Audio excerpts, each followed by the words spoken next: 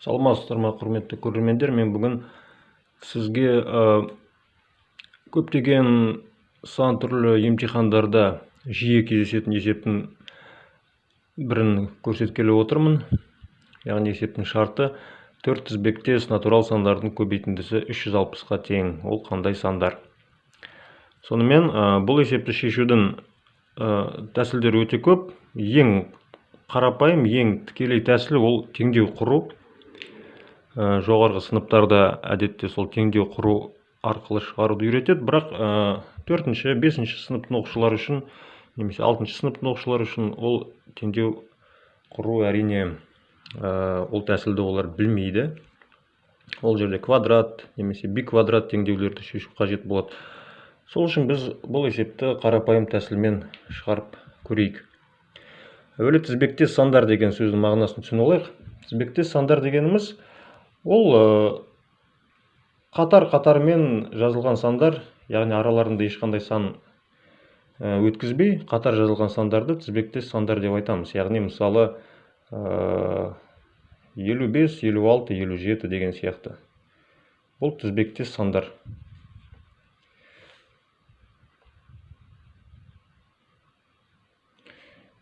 Және де математикада тізбектес жұп сандар деп жазылуы мүмкін. Мысалы 54, 56, 58, 60 және араларына бір сан қалдырып, бұлар тізбектес жұп сандар.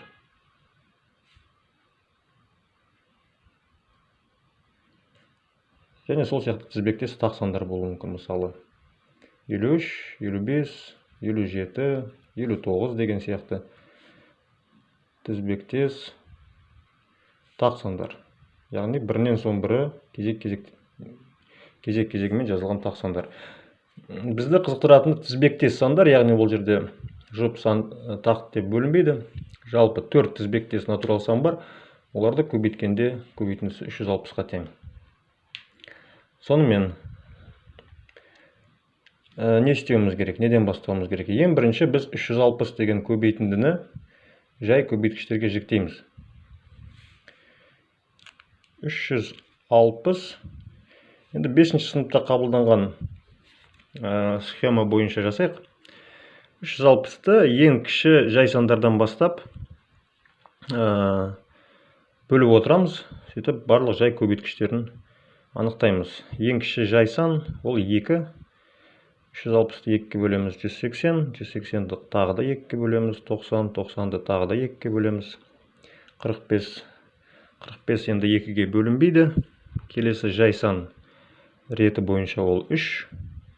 45-ті 3-ке бөлеміз 15, 15-ті тағы да 3-ке бөлуге болады. 5 болады. 5 өзі жай сан, сондықтан оны 5-ке ғана бөлуге болады. 1 шығады. Міне мынау сандар бұл осы сандардан 360 саны құралып тұр. Яғни 2 көріп отырғанымызда 3 рет, 2 көбейту 2 көбейту 2, 3 саны 2 рет, және 5 саны. Көбейтіндісі 360. Енді біз осы сандардан 4 тізбектес сан құрауымыз керек. 4 тізбектес сан құрауымыз керек. Бұл жерде әрине әртүрлі жағдайларды қарастыра отырып, әдетте оқушылар ол сандарды ешқандай қиындықсыз құрап алады. Бірақ бұл жерде неғұрлым жылдам болған сайын, мысалы үшін қазіргі таңда тесттерде өте уақыт аз берілетін жағдайларда есепті неғұрлым жылдам, неғұрлым оңтайлы жолмен шығару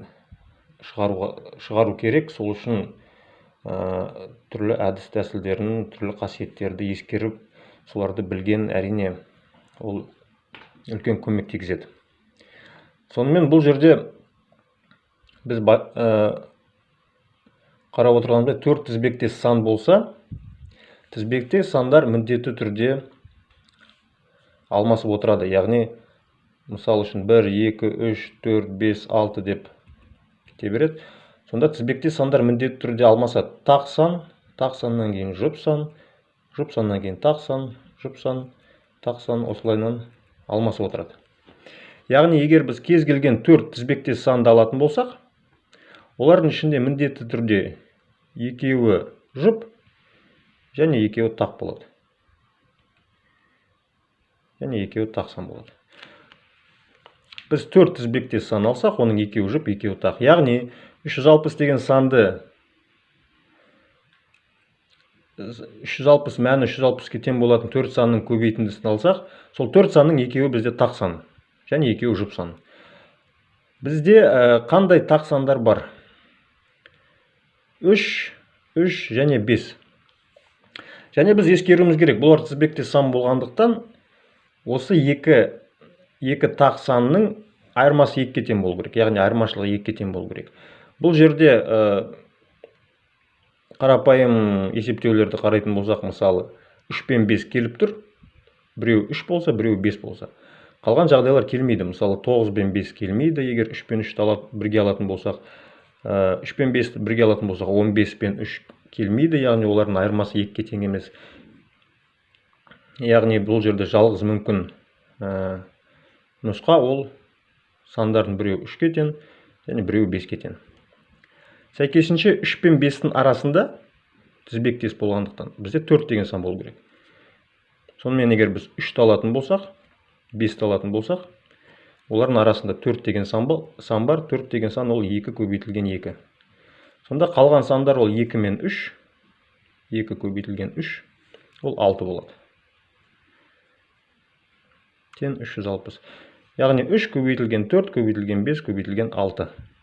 4 тізбектес сан, олардың көбейтіндісі 360-қа тең болды. Есептің шығарылуы сізге түсінікті болды деп ойлаймын. Жалпы 5-6 сыныптар үшін осындай жұп, тақ деген ұғымдарды қолдану арқылы осындай есептерді жылдамырақ, ықшамырақ, оңтайлы жолмен шығару өте тиімді. Тыңдағандарыңыз үшін рахмет. Каналға жазылыңыздар, лайк басыңыздар. Келесі жолы кездескенше сау саламат болыңыз.